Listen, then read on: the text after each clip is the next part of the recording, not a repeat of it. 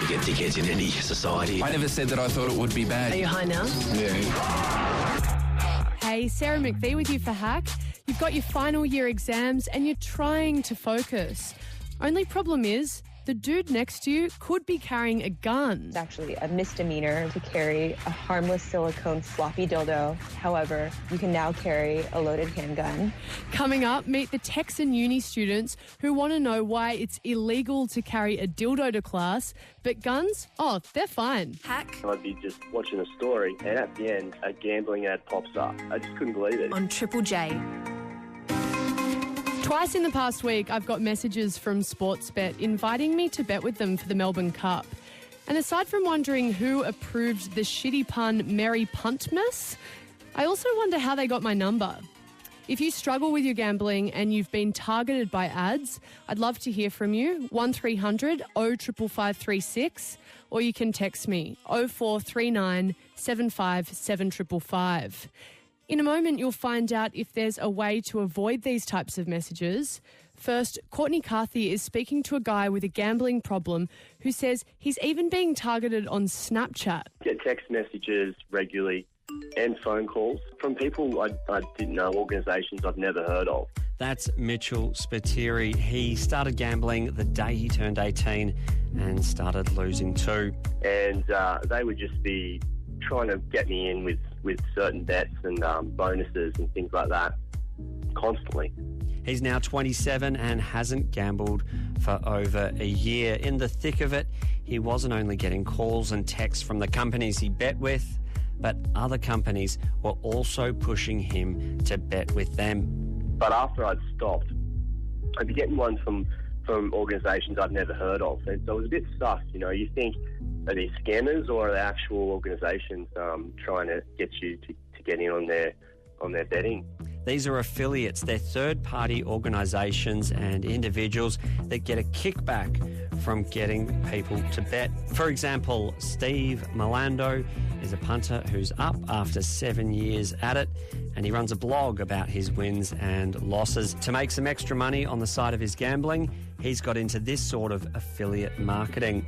So when people sign up to a betting company through him after reading one of the articles or getting some information from his website, he gets a commission from that account into the future. I put a banner or an article on my site, and that has a unique code that links to the bookmaker. If anyone reading my site clicks on that link and signs up to the bookmaker, they're then under my affiliate account.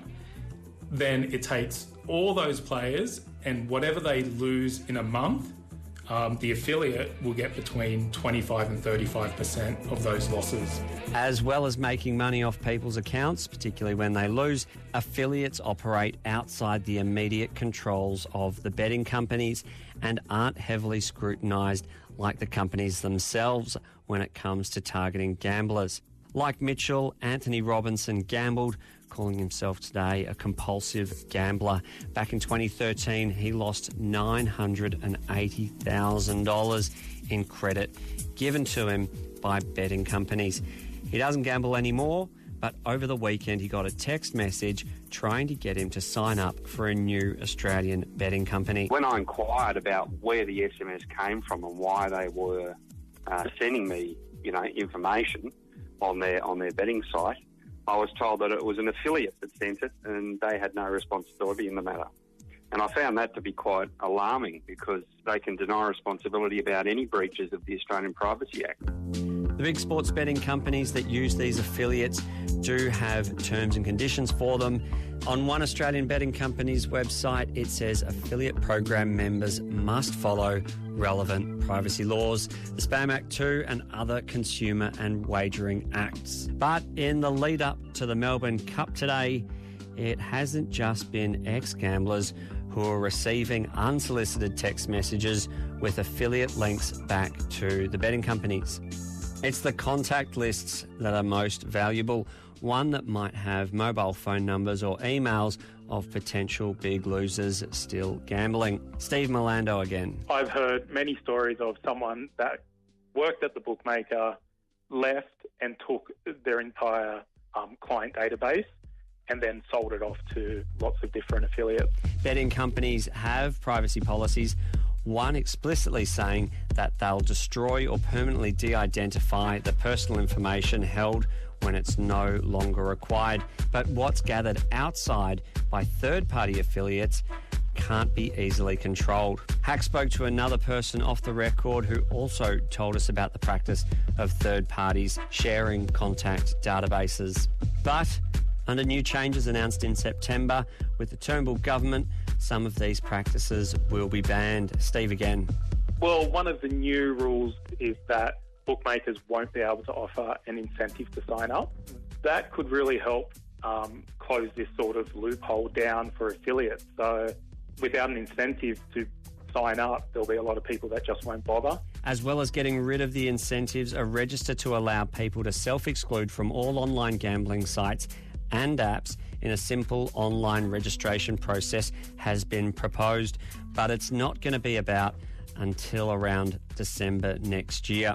Self-described compulsive gambler Anthony on the self-exclusion move. But that has to be followed up with checks and balances to make sure that these affiliates, or whoever these people are, can't skirt around the edges of that. Hack Triple J. That was Anthony ending that report from Courtney Carthy. On the text line, someone says, leading up to the Melbourne Cup, I've been bombarded by computer ads and emails. It's so disgusting. I'd love to hear from you if you've copped them too. 1300 055536, or you can text me 0439 757 With you is Christopher Hunt. He's a clinical psychologist at the University of Sydney's Gambling Treatment Clinic. Thanks for your time, Christopher. Oh, thanks for having me. What impact do these sorts of messages have on people that have a problem with gambling? Well, what we find that these sort of messages seem to be a problem mostly for people that are trying to cut down their gambling, that, you know, they've made that decision that they want to stop, and then when they get these messages, it really can be something that can tempt them to get back into it. Georgia in Coonabarabran, you've gotten phone calls from a gambling company offering you credit. Yeah, I got offered $200 when I told them I wasn't a gambler, late on a Friday afternoon. Wow, do you know how they got your number? No, zero idea. He wouldn't explain to me. I don't know whether he used the business phone number or my personal number, but yeah, he was appropriate timing when everyone's having a drink. Wow, so you just got this random call on a Friday afternoon? Yeah.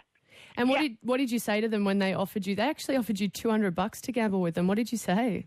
Yeah, well, I got a bit angry at them then and kind of hung up on him because, I'm not a gambler, but I can imagine some people would fall victim to it pretty easily. Yeah, totally. Hey, thanks for the call, Georgia. Christopher, if you're finding the ads do make you want to gamble, what would your advice be? Well, it really depends on what sort of works for you in the situation. One of the things that we try to suggest with the clients that we see is just to delay that decision, to try and, we call it urge surfing, so that, you know, sometimes when you feel that urge to engage in a behavior, whether we're talking about gambling or even something like drinking or smoking, you know, you feel this urge to go and do it, and you feel like if you don't do it, you're going to explode almost. But, you know, just take that time and realize that eventually that urge is going to peak and then it's going to come down. So in the meantime, you know, talk to a friend, talk to a family member, find something to distract yourself, just and sit with that urge, knowing that eventually it's going to come down again. Urge surfing sounds a lot funner than it probably is. You're listening to Christopher Hunt. He's a clinical psychologist at the University of Sydney's Gambling Treatment Clinic. Christopher, what are the signs that someone has a problem with gambling? Well, there's quite a few signs. The big ones can be when you find yourself lying to people around you about how much you are betting or how often you're going to bet. If you find yourself betting more than you intended to, if you find yourself chasing your losses, so after you've, you know, lost $50, $100, you can't sort of draw a line on it and walk away. You just have to keep going back and back and back to try and win that money back. They're the big signs that perhaps, you know, maybe this is becoming a problem for you. Gemma in Hobart, you went on a betting site just a couple of years ago, and you've been bombarded since then? Yeah, I've gotten about 6, even from like Touch Lotto and places that I haven't actually been on. I'm not naturally a betting person, but I can imagine how hard it would be for people who have been going on these sites and receiving constant, like, a bombardment of tempting deals and things like that. I just think it's pretty terrible. Have any of the deals been good enough that you've thought, oh, maybe I will have another go? Not really. We as a family, my mum will just put on $2 bets for us, and I don't get into it. I'm not, I don't really care about it, to be honest. But I can imagine how hard it would be for those who do, who are tempted. Yeah, totally. Thanks for the call. On the text line, someone says, I self-excluded myself from Sportsbet on Sunday after a big loss. Today, I received 8 messages from Sportsbet offering me to join up for all these bonuses. And Lucy in Sydney, you say, this is just the world of digital marketing in 2017.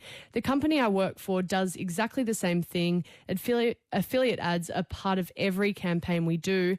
And Josh in Nelson Bay, you say, not a day goes by where I don't see an ad for Sportsbet or Ladbrokes. The kicker is I've never gambled a cent of my money on anything more than a poker machine. I am curious to hear that's from someone called Josh. Sportsbet and these sorts of companies targeting men more, because it's that the advertising seems kind of blokey. Yeah, there is definitely sort of gender issues when it comes to gambling. And when we're talking about sports betting, the promotion, particularly in, the advertisements we're seeing on TV, possibly what they're targeting with these marketing schemes is very much this younger male guys, trying to promote this idea to them that gambling is something normal to do with your mates. It's something fun to do on, the weekend at the pub. These really sort of, blokey sort of images to really convince everyone that, this is a normal thing for guys to do when they're together. And just briefly, if someone really is struggling, what should they do? If you're struggling with gambling, you can always contact Gambling Help, which is a service that's nationwide, and they can help you find local counselling services in your area. Thanks so much for your time, Christopher. Thanks for having me. That was Christopher Hunt. He's a clinical psychologist at the University of Sydney's Gambling Treatment Clinic. In recent years, Texas has taken to loosening restrictions. We also legalized firearms inside college campus buildings. Triple J. You're listening to Hack on Triple J. I'm Sarah McVie, filling in for Tom Tilley this week. And yesterday we brought you the shocking news that 26 people had been shot dead at a community church in Texas. And as we heard, it's happened at a time when gun laws have been loosened there. Now it's legal to take a gun to uni in Texas. So what's it like sitting in an exam when the person next to you could have a gun? James Purtill finds out. We had a rally on campus on the first day of class in which we tossed dildos out into the crowd. It turns out that it's actually a misdemeanor violation to carry a harmless silicone floppy dildo. However, you can now carry a loaded handgun in your backpack to go to class. My name is Jessica Jin. Last year, I organized the Cox Not Glocks protest at the University of Texas at Austin to protest gun laws. I wanted to ask Jessica what it was like going to uni and sitting in class when the guy next to you could be carrying a gun. And then before we could get on Skype, this happened. It is an unspeakable tragedy occurring in South Sutherland, Texas. We're coming on the air to bring you up to date on what it appears now to be the deadliest mass shooting at a house of worship we have ever seen. I guess my plan for this interview was derailed a bit by what's just happened. Oh, no, I'm totally all right. Okay. It's just happens like every day. There's about one gun per person in the US, but until recently, college campuses were gun-free. Islands of gun control in a sea of firearms. That's now begun to change. 11 states have laws allowing concealed carry at colleges, and this year bills have been introduced in at least 16 other states. Texas passed its own campus carry laws in August last year. It divided the campus. It created a lot of finger pointing, a lot of students who wound up fearing each other. There were lots of people who were saying, yeah, a student's going to come and get mad with a bad grade and shoot someone up, or a bad guy's going to come into the classroom and 15 good guys are going to engage him and there's going to be a giant shootout with a lot of casualties of innocent people. Jessica isn't at University of Texas anymore, so I asked if she knew any of the current students. Let me text her real quick. She is very fun. Hello?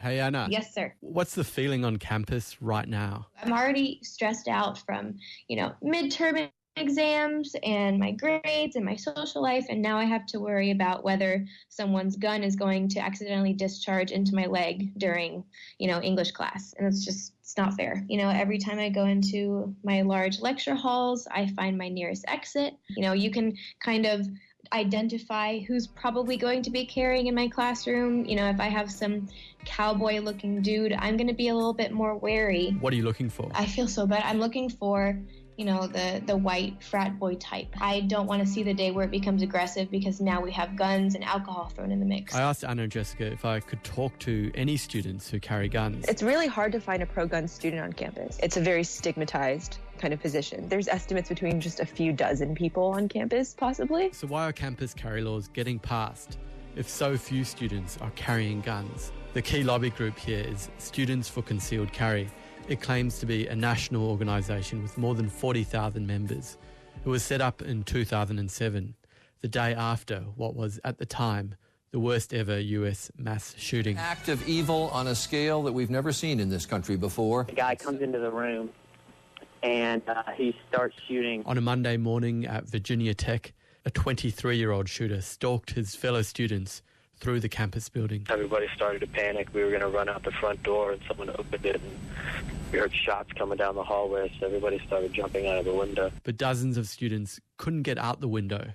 They were sitting ducks. How would that have played differently if instead of all the students lying on the floor, one student was standing there waiting for that door to bust open with a gun trained on that door? You're definitely not a sitting duck. Michael Newburn is a PR guy for Students for Concealed Carry. Well, I'm glad to be here. Thanks for having me. And he's now a teacher at Ohio State University, where concealed carry is not allowed. It forces us to leave our firearms at home so we cannot defend ourselves. This year there have been 6 shootings on US college campuses, a total of 6 dead and 7 injured. Last year was particularly bad, 14 shootings, 9 dead. Really hasn't been any statistically significant studies that have demonstrated that carrying a concealed handgun to a college campus does anything to the overall risk. Michael says, sure, there may be a connection between higher rates of gun ownership and more gun violence, but that doesn't apply to college campuses. There are special cases. It's just so willfully ignorant to me. It's kind of like saying, you know, since there's no research on how gun violence affects cats in the United States, then, like, guns can't possibly be bad for society. A study from Johns Hopkins University last year found that 80% of shootings where a lot of people died happen in places where guns were allowed. In other words, arming civilians is unlikely to stop a rampage shooter. Of the 85 shootings on colleges from 2013 to mid-2016, only 2% involved rampage shooters. About half were caused just by arguments. Why do students have to live under fear? There's a group of students who feel like they cannot survive a day in class without a gun, right? We should be talking about why are you so scared about going to class that you feel like you can't survive unless you have a gun in your backpack. Hack. Triple J. Jessica Jin ending that report from James Purtill. And on the Triple J Hack Facebook page, Mitch, you say the only people who should feel uneasy about other people carrying guns are people who are doing something wrong. Hack. I study here. I pay more than the local student. That's the big difference, I think. On Triple J. Are you thinking about going on exchange while you're at uni? Every year, hundreds of thousands of international students come here to study. A third of them come from China. And when they do, they cough up. International education is worth $21 billion a year to our economy. It's just behind coal and iron ore as our biggest export. So what's it like to come here as a student? As Avani Diaz reports, some Chinese students feel like they're getting a raw deal. What the government should do is to provide the education, especially the education quality and the opportunity, which is proportionate to the expense they are paying. And at this stage, you guys are paying a lot. Yes, 5 times more than the domestic student. That's Kevin Zhou, a 21-year-old law student from China studying at Sydney University. He's paying more than $40,000 a year up front for his degree, and he can't get any loans. As an Australian, it would cost me $10,000, and I can get HECS. Hi everyone, I'm Yu Xuanyang. I'm 21 years old. I come from Beijing, China, and my major is financial mathematics. Kevin and Yuzhan have just made history at Sydney Uni. They, along with 6 other Chinese students, have been elected to the Student Representative Council. We are very excited and very happy. That's the most international students to be elected ever. International students pay very expensive international student fee, and sometimes no one care about them. So I nominate myself and some other friends. So what do these guys want to change with their newfound power? We make a history, but it means we have very big duty. They want multilingual support services. Should maybe help in many issues the Chinese student may embrace in Australia, like the housing dispute and other, academic dispute, things like that. They want to help exploited foreign students who are, in some cases, only being paid $8 an hour for work. Some international students, they are, underpaid, sometimes maybe threatened by their employer. And they'll start a campaign to the government to get concession fares on public transport. There shouldn't be different treatment between the domestic student and international student. There are 577,000 international students in Australia, and that number's going up. A third of them are from China, and these students are valuable. They generate $21 billion for the economy. But local students reckon their foreign counterparts' fees aren't fair. To have to pay a lot more than students who actually live here, yeah, it kind of sucks. They have to pay for accommodation and food and all that, whereas we live at home and have it a lot easier. When it's the reverse and we get to study abroad, often it isn't the same fees being charged of us. So in that respect, I think it's a bit unfair. The government's announced mandatory English tests for international students before they get in. In China, that's being reported as yet another hoop for students to jump through to get here. Kevin says it's not necessary because there's already an English test. And they do that in China? Yeah, it's definitely conducted in China. Having a good English proficiency is essential to studying in Australia. Otherwise, you just can't communicate sufficiently to anybody, like your landlord, your teacher, your classmate. Studies show international student fees are continually going up. These guys say any fee increases will discourage foreign students from coming here. Yeah, I know government is sometimes need more money, but if government need more money, I think there are a lot of ways to make money. I think the government should be cautious in commercializing the education in Australia by solely increasing the tuition of international students. You're listening to Hack on Triple J, and we're hearing from Chinese students Yushan Yuan and Kevin Zhou. They're two of the 577,000 international students currently studying in Australia. And we got a statement from the Federal Education Minister, Simon Birmingham. He says there is a way for international students to bring up any concerns, which is through the Council of International Education. With you is Fran Martin from the University of Melbourne. She's been researching Chinese students' experiences of studying in Australia. Thanks for your time, Fran. Yeah, no worries. Pleasure. You actually went to China to meet students before they came here to find out, why they wanted to come and what they thought it would be like. What did they tell you at the start of their trip? Well, all of the students, the 30 students I spoke to before they left China were very excited about the prospect of studying abroad in a Western country like Australia, and they were really looking forward not only to a really high-quality educational experience, but also to the kind of social experiences they were hoping to get here, particularly friendships with locals and kind of participation in the local culture, I guess. Is that what they got? Not so much. A really common reflection that I hear after people have been here a little while is their disappointment at being unable often to access those kinds of friendships and that kind of social participation, sadly. Right. The Department of Education and Training has found an 89% overall satisfaction rate among international students. That's pretty high. What are they getting out of it? Yeah, I think that those figures are good. They're probably being asked questions about their satisfaction with their educational experience, which would reflect 89%. That's a good figure. I think if we were to ask them questions about their social experience, I would be guessing the satisfaction rate might be a little bit lower than that. And we heard that sometimes they're getting paid as little as $8 an hour, which is just awful. But why is that happening? How are they able to be ripped off like that? So I think there's a couple of factors there. The big overarching context for that is that all of the students that I've spoken to would rather be working in businesses run by what they'd refer to as local Australians, so outside the Chinese community, but they have real trouble getting employment in those businesses. Those employers seem to be unwilling to hire them often. So then they fall back on jobs often within the kind of ethnic economy. And the standard rate that I've seen quoted again and again is about, $8 to $10 or sometimes $12 an hour. Why don't they do anything about that? I think a couple of reasons. One is the fear of within that small community, if you complain, you might be blacklisted and never work again in those restaurants and other hospitality businesses where often they work. Secondly, an unfamiliarity with the Australian legal system and the kind of recourse available to them if they're being paid illegally low wages, as most of them are. And I guess as well, they might think, well, I'm not going to be here that long, so it might take a long time to deal with it.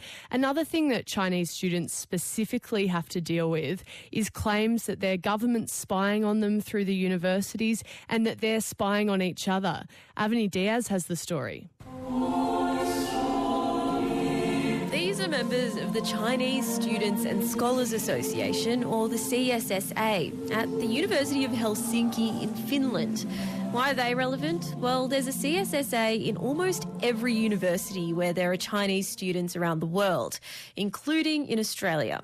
They host normal activities like singing classes, dinners and parties. But they've also got a track record of campus censorship and spying on Chinese students. And through these CSA to control students and to attract the more students, the better, to serve the government, to make sure every citizen is loyal to the government. That's Yonglin Chen. He was a senior diplomat based here for the Chinese Communist government.